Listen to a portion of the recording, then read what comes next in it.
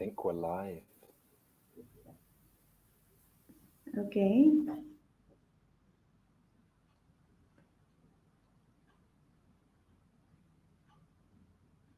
Hello, everyone. Hello, everyone. I welcome you all for this session on innovations in impact evaluation and evidence synthesis.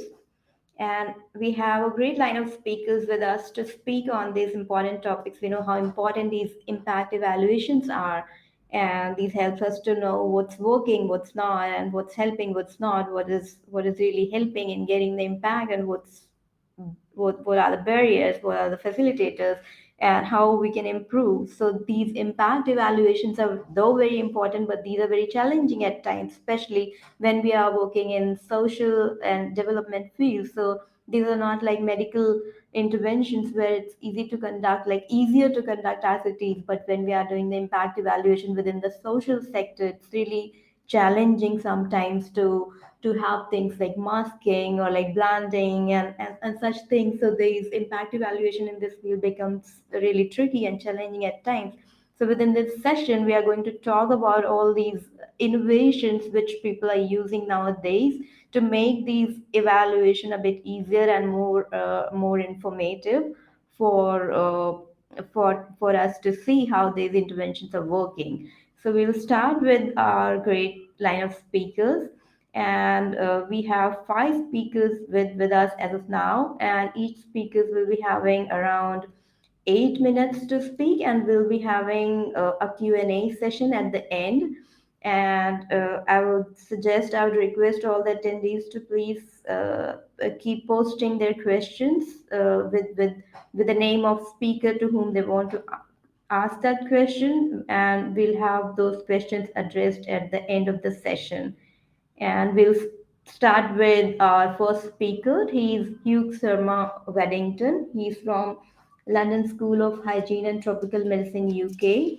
And he will speak about wash impact evaluations. Are we measuring it correctly or not? So he's going to tell us where are we moving in this direction. So over to you, Yogi. Please introduce yourself briefly and then start with your presentation. Thank you. Over to you. Okay, so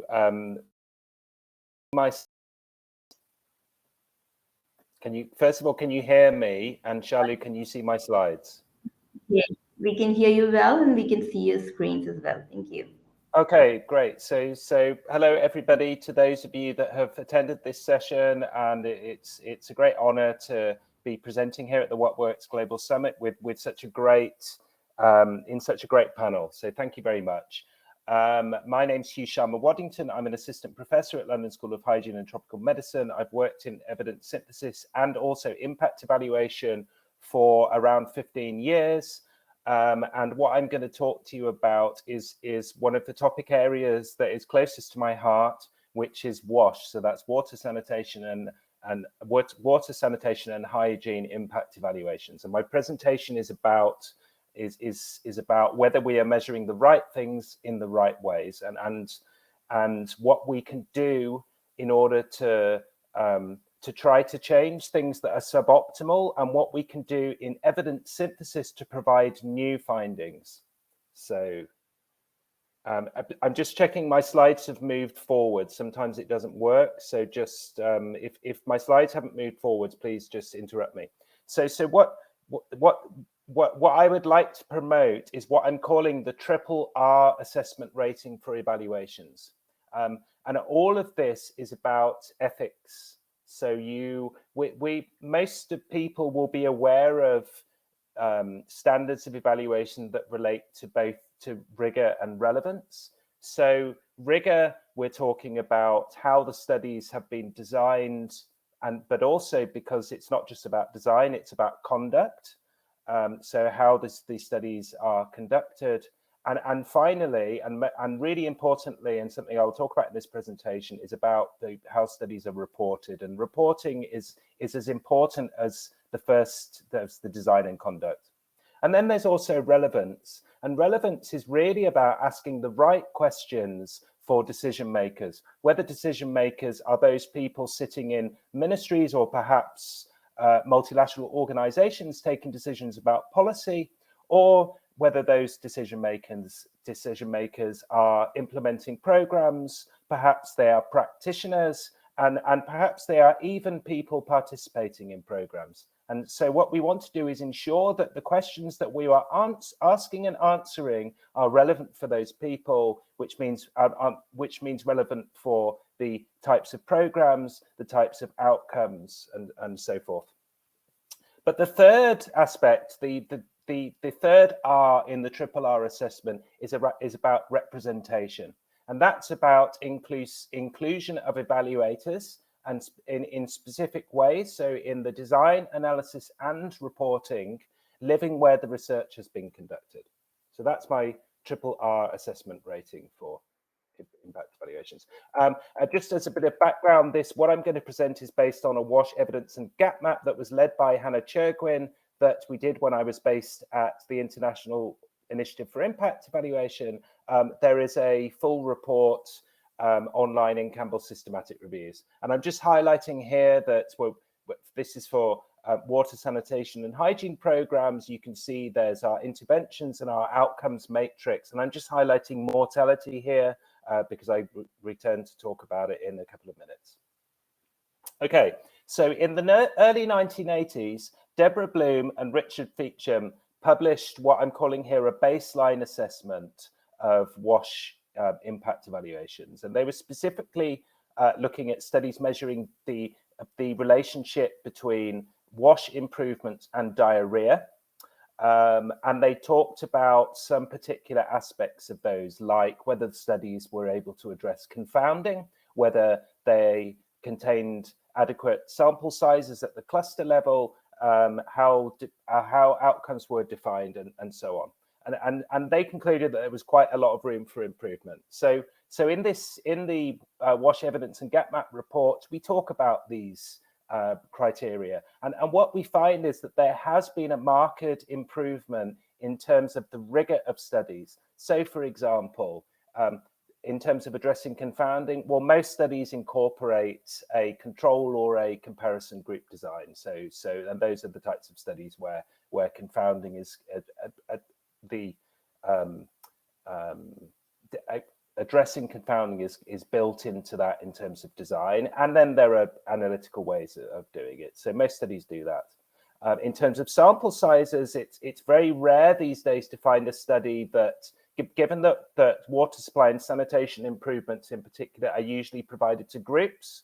So it's very rare to find studies where there is only a single village, which is a intervention group, and another single village acting as the control. So there's been a lot of increase in the sampling size, particularly around clustering, and there's been improvements in terms of defining of outcomes. So it's usually clear what types of outcomes there are. And then when we look at this question about sustainability, and I've specifically put here a quote from Malvin Mark and Lenz Watson, which is about their publication in 2011 about going beyond bare bones to answer questions about implementation and causal mechanisms. And indeed, there has been a big improvement in this since the International Year of Sanitation and all of the focus on behavioural mechanisms in water sanitation and hygiene. Okay, so what I'm showing here is where standards need to improve much more, and they need to improve much more quickly. So what this shows here is a histogram that shows the participant flows that have been reported in WASH impact evaluations, and specifically prospective WASH trials since the late 1970s. And what you can see is that participant standards for reporting of participant flows have been promoted by Consort and others since the late 90s. So what you see is in the late 90s, you see some studies start to report their participant flows. And just to explain a participant flow, this is a very important aspect of a trial, which indicates the numbers of participants from the recruitment into the trial right through to the final outcome data collection round by group, and including the reasons for dropouts.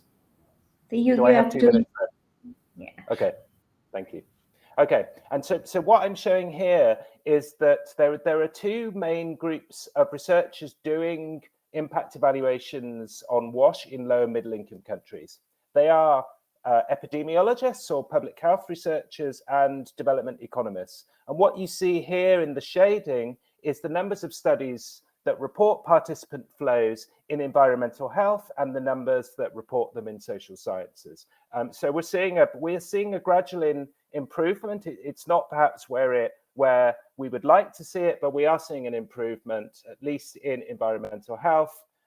We're not seeing it in development economics. 2 studies have reported participant flows or the information with which those participant flows might be reconstructed. So that's 2 studies out of 50, around 50 trials of WASH interventions in low and middle income countries. So that's my first point. Why is that important? Well, it's not just important, of course, reporting of studies, which I think is as important as conduct and design, is really important to assess the rigor with which the studies are conducted. But it's also important for the relevance. So we know that the majority of impact evaluations in WASH that look at health outcomes, they tend to look at reported illness. And the reason for that is twofold. First of all, it's difficult to adequately power studies to detect impacts on outcomes which are most closely related to the global burden of disease. And specifically, I'm talking about mortality in childhood. And so it's difficult because that is still a relatively rare outcome, but it's also, it's difficult to design a study that can ethically examine mortality as a primary outcome, because researchers would have to sit on their hands and let children die in order to do that. And thankfully, most researchers aren't willing to do that in order to find an effect. And now I have no time. Right. So what we did, and this is one of the powerful aspects of meta-analysis, which is that you can use meta-analysis to power studies. And this is all data from participant flows. So the flows I was talking about earlier, only one study was sufficiently powered to detect an effect on mortality. We estimate, looking across all the literature, a 15% reduction. And that is a statistically significant and substantively important reduction. So there are things that we can do in evidence synthesis. But there are some things where the field of WASH seems to have moved back by several decades. And this is on the location of authors. So what you can see here is 2 figures that show the evolution over time in the location of the corresponding author and co-authors. And I want you to just focus on the corresponding author. And what you see is that in the early days, many studies were being led by a corresponding author based in a low and middle income country. These days, it's very rare to find that. So what incentives can be provided? There are incentives for authors, incentives for journal editors. There are policy research initiatives like the Nakuru Accord that many people are signing up to. But there are also funder initiatives. So when I was at 3IE, we had requirements around team composition. And perhaps there might be direct support. So Ruth Stewart has talked about the need in LMIC institutions for computer hardware and software, database access, data storage capacity, and internet bandwidth. So perhaps some direct support to low and middle income country institutions. Thank you very much. Thank you so much, Hugh, for this very informative presentation. This is really helpful, and we should take care of all these points during impact evaluation. Next in line, we'll move directly to Ian Rose. He's again from London School of Hygiene and Tropical Medicine, the UK, and he'll be speaking about recent innovations in measuring quality of life in impact evaluations. And we're going to hear from Ian. Over to you, Ian. Please introduce yourself, and you have 6 to 7 minutes to speak. Thank you.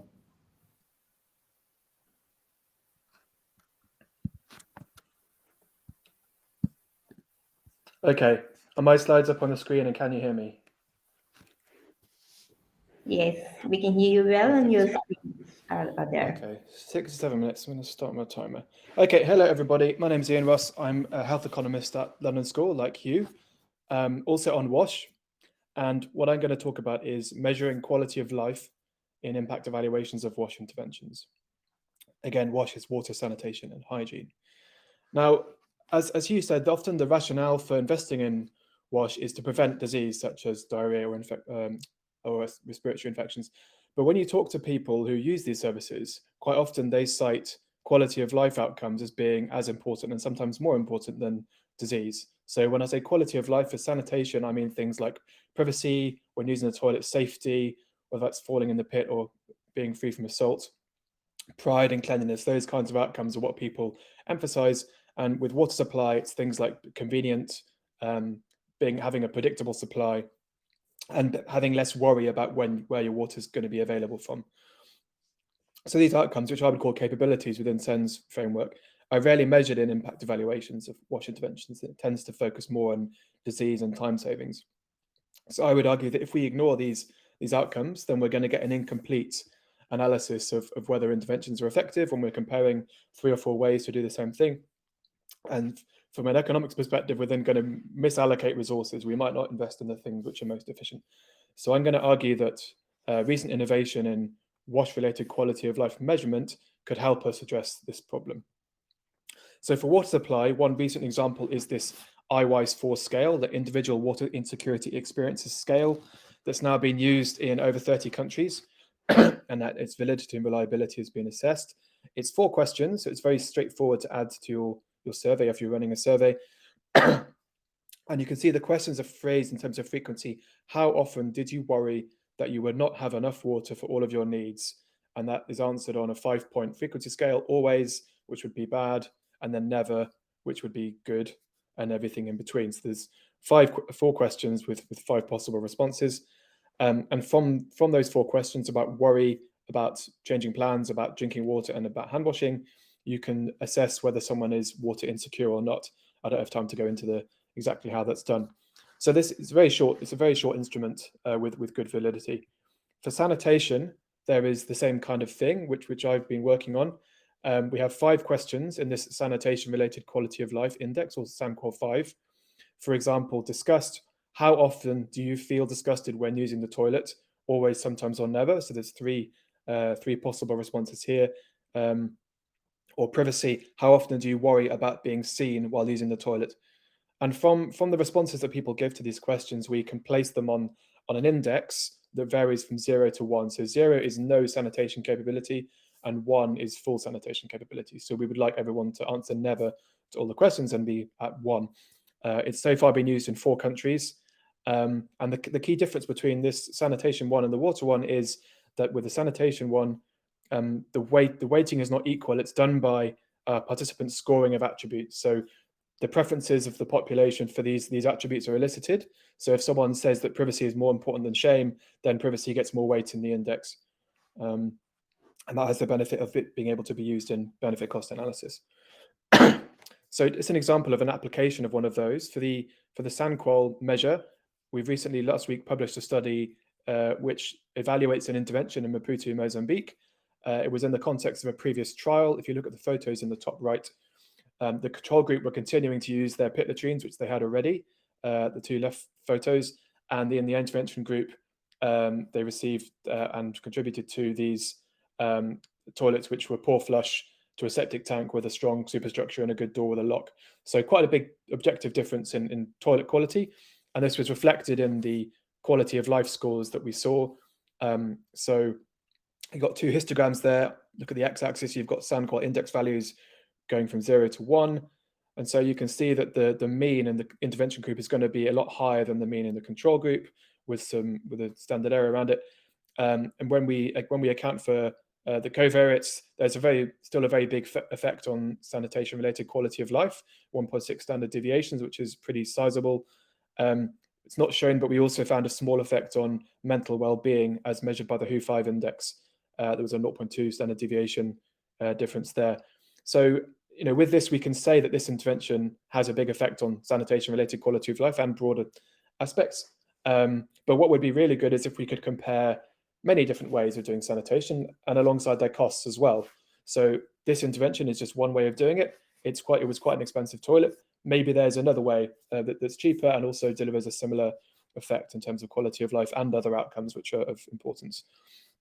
And so if we had that, if we had those comparative analyses of different interventions, we could then see, okay, which interventions are associated with the biggest improvement.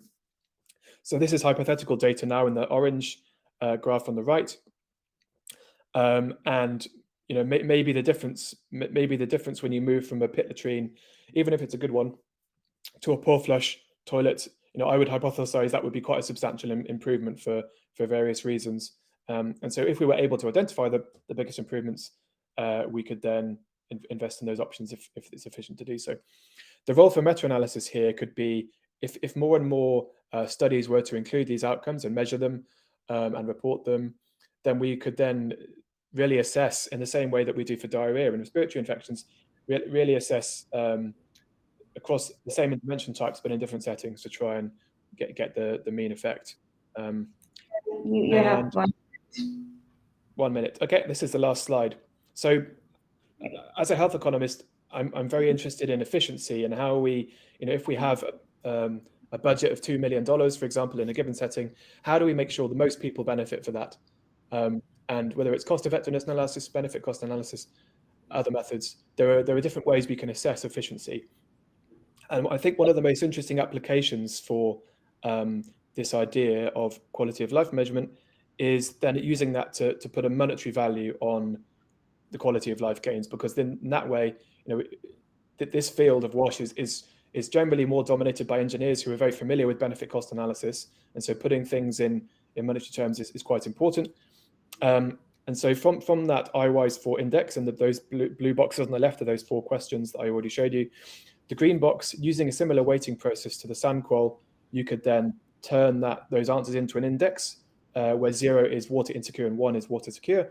And if you combine that with time by weighting a year of service with that index, you can then generate what's called a water adjusted person year. In the same way, if you're familiar with disability adjusted life years or quality adjusted life years, it's very much the same line of thinking. And then there are methods for putting a monetary value on such things, and then the monetary value of that could be incorporated in benefit cost analysis, and then you could then incorporate the quality of life gains alongside the time savings and the health gains. So in conclusion, if you have colleagues who work in WASH, please do draw their attention to these measures, the IWISE 4 for water and the SANQUAL 5 for sanitation, and please encourage them to use them. And maybe in a couple of years' time, we could do some meta-analysis on the effects of different interventions. Thank you very much.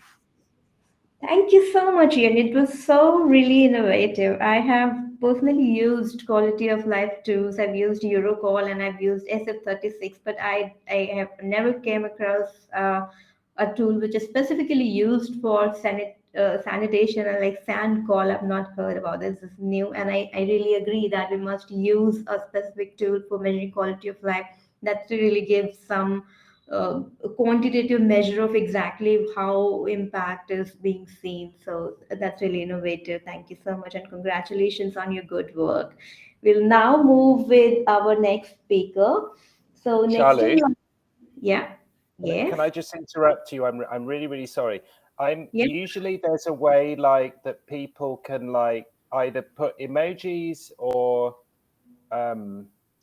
like type questions. I was trying to type a question for Ian, but I don't see that. I don't know if am I looking in the wrong place or. So there's an icon below that is live Q&A, and I suppose that yes. Okay. Yes. We can't do it. I see. Yeah, okay. Thanks, type. Taranum, can you please help with that? Even I can't see there is an option to type in there. No, we can't do it. I'm very sorry. Sorry for the interruption. Just put it in presenter chat, Hugh. I'll see it. So there is something called enable. If I try that, no, that's not helping.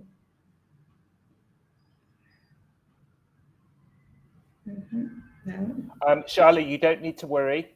It's we just house is fine. Please ignore me. Carry on. Okay, so Taranum is here in the background, and I suppose that she'll be helping us somewhere. So we'll move ahead with our next speaker in the meanwhile. We need to leave the full screen visualization mode. So Lawrence says to write a question, we need to leave the full screen visualization mode, and I don't think I'm using full screen visualization mode. you can try minimizing your screen or trying not using the full screen mode and try if you have that option to try. But yes, we have to move ahead with our next speaker to save the time. So next in line is Martin Prowse from Green Climate Fund, South Korea. And he will be speaking on evidence review on behavioral change in developing countries. So over to you, Martin. Please introduce yourself.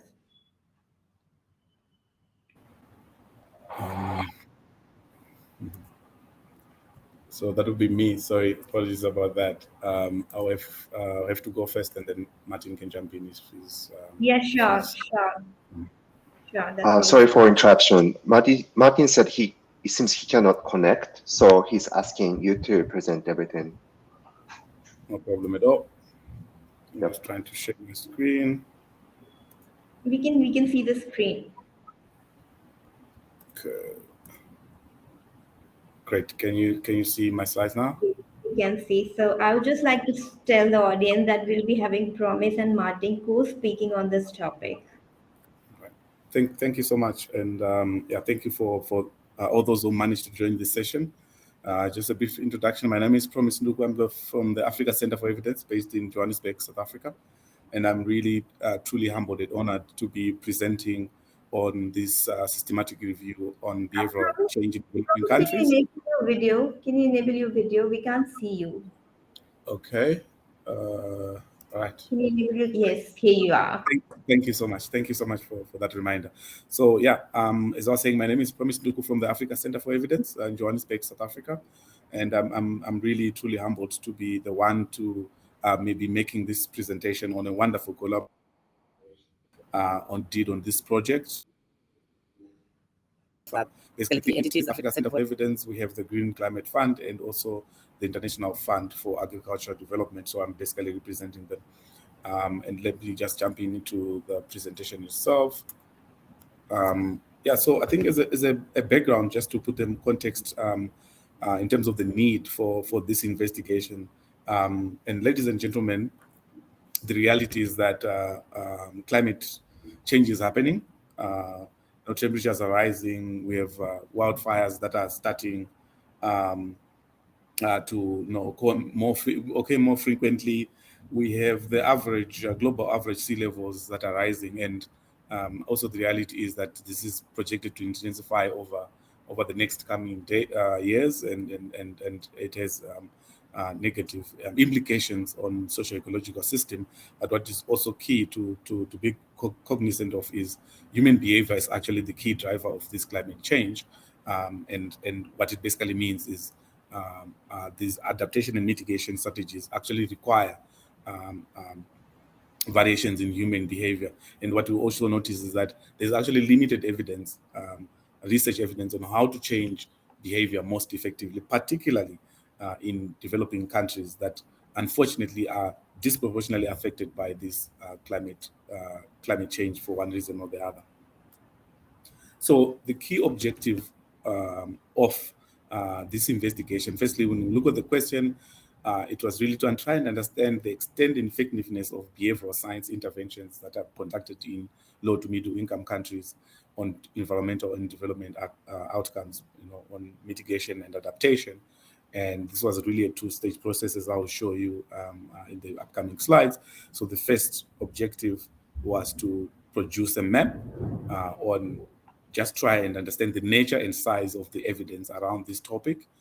And from there, conducted a synthesis of this causal evidence to identify the effects of behavioral science interventions in supporting behavioral change on climate, environmental, and development outcomes in low and middle income countries. What methods went into conducting this synthesis, systematic review, broadly systematic review steps? So following the Campbell guidelines, it was a two-stage process. First, an evidence map to understand the nature and size of the evidence, and then conduct a systematic review. So essentially, after completing the evidence map itself, then try to analyze the patterns, the points of saturations, the gaps that existed within the map. There was a decision to focus on selected cells from that map, and then from there, we went on to do a critical appraisal of the evidence from these selected cells, and finally doing the synthesis that actually included a meta-analysis, and I'm going to show you some results from that exercise.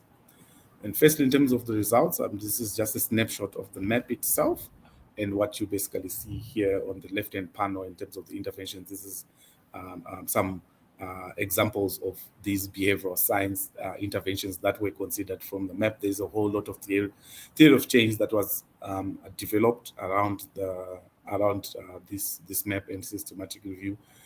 We actually produced a protocol and protocol for this whole project, as well as for the systematic review, the map itself, and also the systematic review. These products are yet to be published, and I would invite you to explore these products. And on the right-hand panel here, just to continue, we see the outcomes, and this, you know, this is basically highlights the theory of change that I'm mentioned, and these outcomes were really categorized into 4 domains: knowledge, uptake, and use, behavioral outcomes, development results, and finally impact. And maybe perhaps this slide will basically show a comprehensive list of all the interventions and outcomes that were considered. So in terms of the results of the evidence map, essentially we had 84 studies in total, 82 impact evaluations, and 2 systematic reviews. And this left-hand panel or figure actually shows the whole list of these behavioral science interventions that emerged from the evidence gap mapping exercise. And you can see what are the most reported or evaluated interventions. We have reminders, feedback, micro incentives, salience, both communication and experience design. Just to highlight some of these. So essentially, the whole comprehensive list is 22 behavioral interventions, and from an outcomes perspective, with 18 outcomes in 4 domains. So these are all the domains that we looked at, and that were reported from these 84 studies in total, including that include 82 impact evaluations and 2 systematic reviews. And when it comes to the systematic reviews, and as I've highlighted earlier, from the evidence map itself, what was then decided is to focus on where there was gaps for synthesis. So by just looking at the evidence map, we realized that there is synthesis gaps when it comes to these interventions: feedback, reminders, salience communication, salience experience design, and goal-setting interventions. In total, we conducted 12 meta-analysis, and in terms of effectiveness, what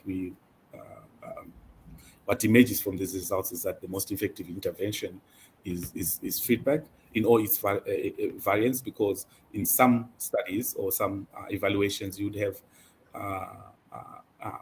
any one of these interventions in isolation or as a combination of other types of behavioral science interventions, which I'll show you in the diagrams that follow. So that was the most effective one, particularly in relation to the outcomes that related to electricity and water consumption. And this was really based on moderate quality of evidence using the GRADE framework. We also have reminders that were also promising, particularly on acquisition of knowledge as an outcome, but this was really based on a lower quality of evidence than the feedback intervention. Yes. Just a reminder, you need to wrap it up in 1 minute. Okay, thank you so much. And we don't find any significant effects of goal-setting interventions due to limited number of meta-analysis. And it wasn't possible for us to conduct a meta-analysis on salience experience design and salience communications due to the differences that existed in terms of the interventions and outcomes. And almost wrapping up, this is just now a diagrammatic representation of these interventions that we looked at. And as I was saying previously, that we conducted meta-analysis when you look at, from an interpatient perspective, where feedback is the only intervention, and also when it's combined with other behavioral science interventions as well. And then also reminders, and this is how it looked like. Again, there was reminders basically on these different type of outcomes. So that's basically what our investigation was, and thank you so much. Thank you so much, Promise. It was really informative, and we congratulate you and your team for this great work, and our best wishes. Next in line with us is Susumu Yoshida, again from Green Climate Fund. He's from South Korea, and he'll be speaking on real-time lessons from impact evaluation of climate change interventions. Over to you, Susumu. You please introduce yourself, and you have your screens.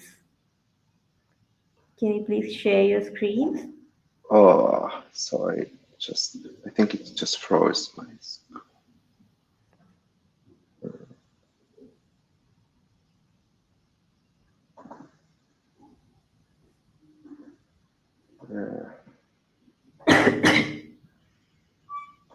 I'm trying to select to share, but it's not working. So you tried it.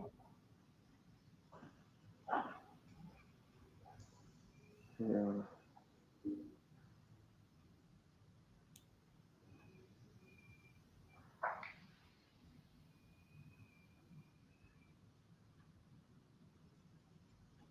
Yeah, it's not sharing, right?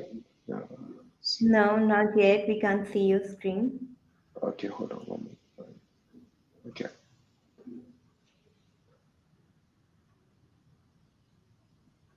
Oh yeah, here you go. Now? Make it just, yeah, in the slide view mode. Put it on the slide view mode. Yeah, I think my computer is getting slow. That's fine. Sorry about that.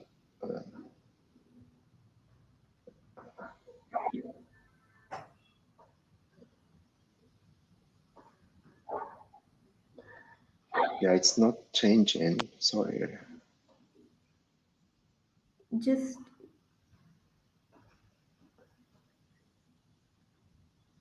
need to put this on the slide view mode.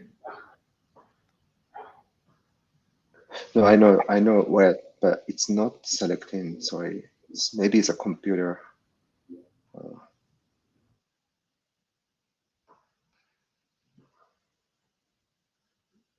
Let me try again.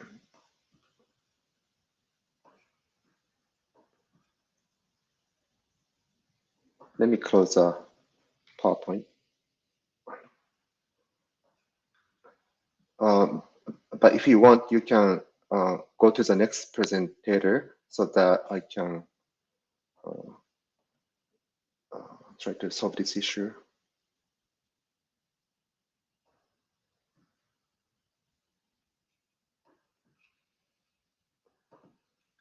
Can you hear me? I get the impression Did we lose Charlie Charlie? is frozen. Yes. Sorry, Yes, he is. Okay. sorry, I'm so sorry. It was an interruption. This was from my side. I had a network failure, so we are back. I'm so sorry for that.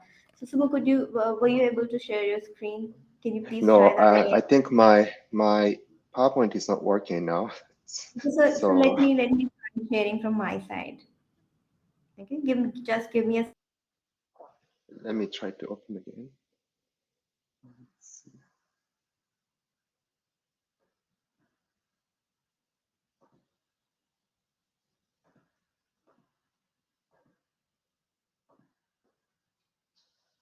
I think it works now, right? Yes. Okay. Yes, we can have. Yeah. Okay, let me start. I- Yeah, sorry go about ahead. that. Okay, good. Hi, I'm Susumu Yoshida. I'm an evaluation specialist at the Independent Evaluation Unit of the Green Climate Fund. Thank you for inviting me to this session today. So I'm today going to talk about our recent study in Malawi. But before that, let me start with briefly the institutional setup of our program. So learning-oriented real-time impact assessment is hosted within the Independent Evaluation Unit of the GCF. And the program started in 2018 to generate evidence on the climate projects funded by GCF, but also to strengthen the capacity to assess the impact of implementing partners of their There is a investment. pause. I can't. There's a pause. I think Susumu is frozen. Can anyone else hear him? I can't. I can hear Susumu fine. Okay, Thank good. you. Okay. Yeah, to help the capacity building of the implementing partners. The way how we do it is the three pillars listed here. So of course, like this event, not only to inform the GCF stakeholders, but to the more global community lessons learned, and also real time. Here, I'm not talking about like high frequency data collections, but working with the project and working close to the project and supporting project implementation throughout the cycle, try to inform and the decision making real time, and of course conduct impact evaluation for the academic journals in the end. Oh. Did it stop?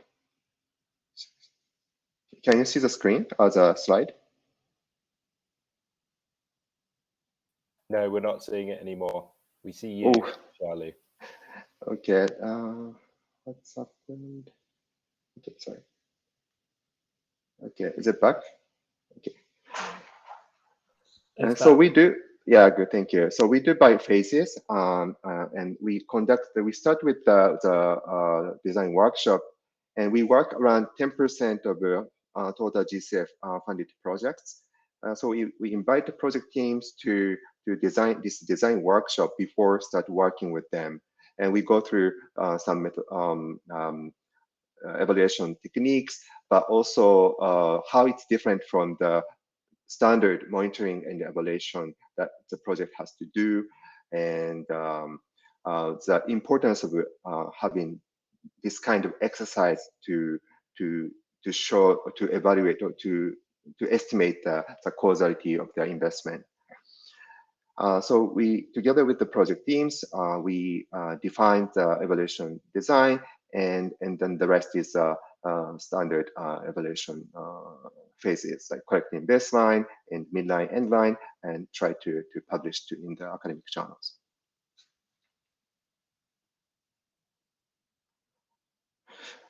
So currently we have about 20 studies ongoing, and this is kind of the across the world.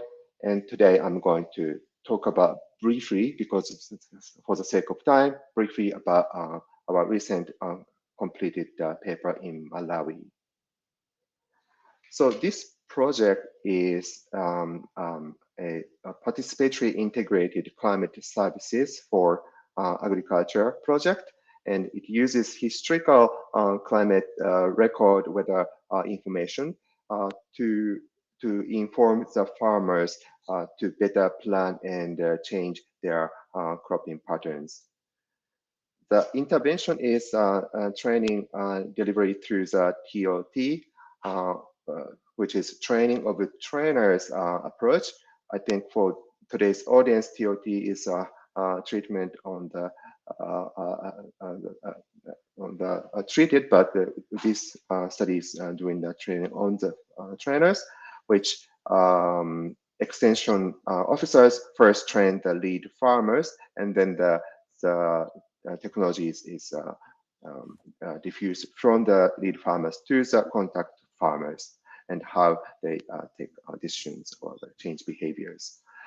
We use the propensity score matching approach and comparing the outcome of lead farmers in the treatment district, and compare that outcome with the outcome of the lead farmers in the control district.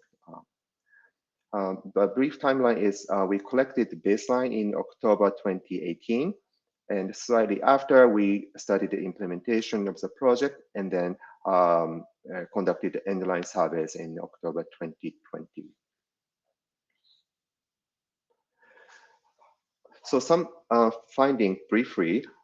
So we have a strong evidence on the increase of the use of the seasonal forecast to make crop choices, which is about 14 to 17 percentage point increase, but also the likelihood to make changes to the crop activities, which we also found a strong evidence, the increase of 25 to 36 percentage point in the treatment groups. But we didn't find evidence on the number of crops grown, like crop choices, and then the change in the livestock activities. So some lessons from this evaluation is that we working with the project, so LOAD team could improve the design and implementation of the project itself. So that's really the real-time aspect of our objectives. And especially enhance access to the climate and the weather information through the digital channel, in this case, mobile phones. And since, as I explained, this was during the COVID crisis, and it was quite efficient or effective. And this intervention training was relatively short, like 8 to 12 weeks. So it needed some enhancement training between and to mobilize knowledge and exchange between farmers. Susumu, you'll have 1 more minute to wrap it up, please. Yeah, I'm finishing up. Thank you. So this study is the joint collaboration with many different partners. In EU, my colleague Anastasia and Martin, but also UNDPs and the C4ED, and then the government of Malawi. And so I'm not the author of this project, but I'm today representing this project as a author. Okay, thank you very much. Thank you so much, Susumu, and we are very sorry for the technical glitches we had initially, but I think later it will just sort it, and we had a great presentation from you. Thank you for that. So our last speaker for this panel is going to be Michelle Murray from American Institute of Research, USA, and she and we'll have her speaking on lessons from a synthesis of AIR's cash transfer program evaluation, a case for more in-depth process evaluation. So Michelle, over to you. And I would just like to let the audience know that we will have Michelle and Marlous staying together, and Michelle will be speaking, and Marlous will be answering the questions. So we request you all to please keep your questions posted in the live Q&A in that section. So we'll have your question answered later. Thank you. All right. Thank you, Shalu, and hello, everyone. My name is Mitchell Morey. I'm a senior economist at the American Institutes for Research, and my colleague Marlous de Milliano is joining me. And I'll jump right in so that we can cover the whole topic that we'll be discussing today, which are some lessons that we think we can learn about cash transfer evaluations and what that means for how cash transfer programs can be designed. So as most of you are probably familiar with, cash transfers have become a pretty prominent development and humanitarian aid tool in the past couple decades. They're very common and in widespread use in low and middle income countries. And they've also been studied pretty extensively. There have been innumerable impact evaluations, and for the most part, impact evaluations of cash transfers show that the programs have positive impacts on a wide range of different outcomes, ranging from education to health and other goals that these cash transfers might be aiming to achieve. So we definitely value the important lessons that we can learn from impact evaluations, but we're here today to argue that there should, whenever possible, be a process evaluation component to evaluations of cash transfer programs. And what this can add is a deeper understanding of what works about cash transfers and where are there opportunities to improve their implementation to better achieve the impacts that they're aiming to accomplish. So very briefly, I'll describe how we derived our conclusions. We performed an evidence synthesis based on 12 evaluations of 12 cash transfer programs that AIR has conducted over the past 10 or so years. And there's a pretty wide range of cash transfers that we evaluated, covering Middle East, Sub-Saharan Africa, Latin America. Some of them were in humanitarian settings, some were had more of a development type goal, and some of them were conditional, some of them were unconditional. So we think that we get a pretty wide snapshot of what types of cash transfer evaluations there are that we've incorporated into our study. So essentially what we have done for this this piece of research is to look at the lessons that can be learned about the ways that cash transfers were delivered. And we tried to identify the key issues that regularly face cash transfer implementers. And so we distilled the key challenges into those 6 topics that you see listed on the screen. And I'll go through the lessons learned for each one. So the first issue that came up regularly in our cash transfer process evaluations is that of the value of the transfer.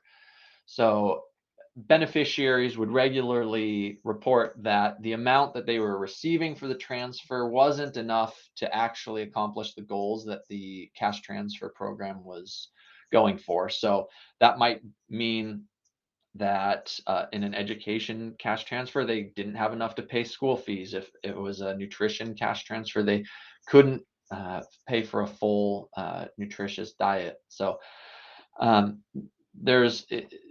implementers need to consider the goals that they're trying to achieve, and we saw some success stories when we looked at cash transfers that adjusted for household size or benchmarked their values based on what they were aiming to achieve.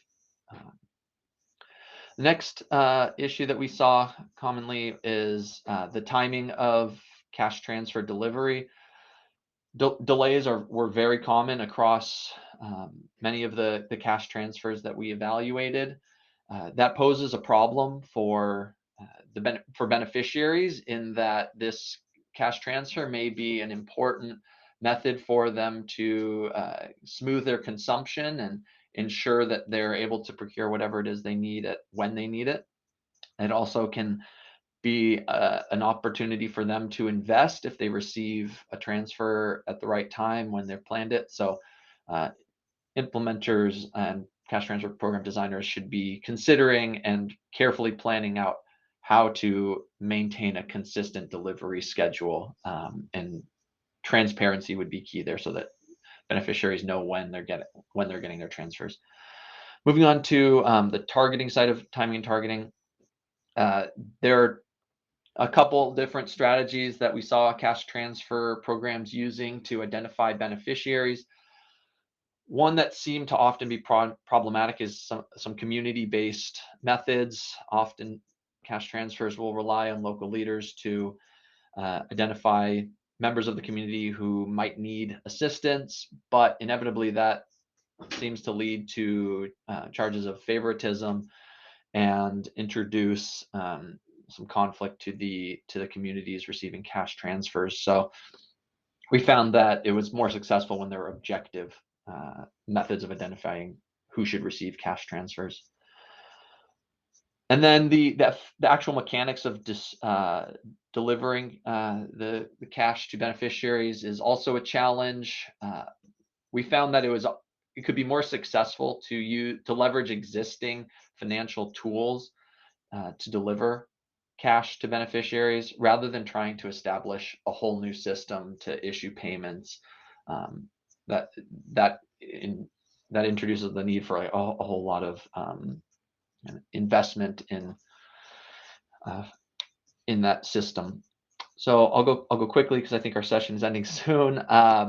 Another regular challenge that cash transfer programs faced is having a robust complaint mechanism. So inevitably problems arise, beneficiaries or non-beneficiaries have an issue that they want to report to the program. We found that the majority of cash transfer programs had faced challenges in designing that mechanism. So it's an important one to solicit feedback on the program. Another common challenge is eligibility. Those receiving a cash transfer and those not receiving a cash transfer often did not fully understand why someone would or would not be eligible for a transfer. So communicating early and often and clearly what the eligibility criteria are for a cash transfer program is important. And then lastly, we wanted to highlight the importance of management information systems in designing and delivering cash transfers. Having a system that tracks who's to receive a transfer, how much their transfer should be, when it should happen is all important. And it can actually alleviate some of the issues that I previously discussed. So developing such a system prior to implementation would be another important lesson that we learned from the process evaluations that we included. So that wraps up our presentation, and I hope it was useful for all of you. Thank you. Thank you so much, Mr. It was really, really very useful. And cash transfer schemes nowadays are very, very popular. But as you say, these comes with challenges also. And eligibility is something is really, I've seen it personally, that eligibility is something which is very complicated. Many a times people who are receiving the benefits are not eligible, and who are the eligible ones are not receiving. So that's a very common challenge in within these cash transfer schemes. So one should be very, very careful around designing these schemes so to see the good outcomes out of these interventions. Thank you so much for your presentation. And with this, now we come to an end, and we'll have our question answered. So if there's any question for any of our speakers, the audience is requested to please post it. I can see there is one question for Promise, and he's asking that he has also faced some publication bias during their studies. So how do you counter that, and how do you face those publication bias in the studies? Promise, if you can help. Thank you so much for that question. I think it's a very good question indeed. But I think for this review, what was quite unfortunate is that for this meta-analysis, I think the maximum studies that we had for any one of them was around 5 or 6 studies. So unfortunately, I think according to the guidelines of doing running testing for publication bias, we do not really have enough studies to test that out. I think the minimum threshold is 10 studies, but it's something that we considered. But I think it's unfortunate because of the thinness of the evidence that we did not explore that investigation. And apologies that I'm not able to provide any further insights on how we can overcome this. But it's certainly something that should always be considered in a review. Thank you. Thank you, Promise. And I can see the other question by Vivian is answered already by you by writing with in the chat. So thank you for that. And I would like to tell the audience that we are having our What Works Green Climate, our What Works Climate Solution conference in next year June in Berlin. So if you are interested, you can find more details about the conference and join us there next year. And with this, we come to an end where we are very much on time. I would like to express my gratitude to all those who worked from the background to have us a smooth session. So thank you so much, Tarannum. Thank you so much, all the speakers. And my sincere apologies to all the speakers whose name I could not pronounce correctly. So sorry, Michelle. Sorry, I see there are more speakers whose name I'll be pronouncing incorrect again, so I'm not going to take that. And with that, I'll thank all the speakers, and I hope we had a great session. Thank you, everyone. Bye-bye. See you again later. Thank you. Bye. Bye. Thank you. Thanks, Shalu.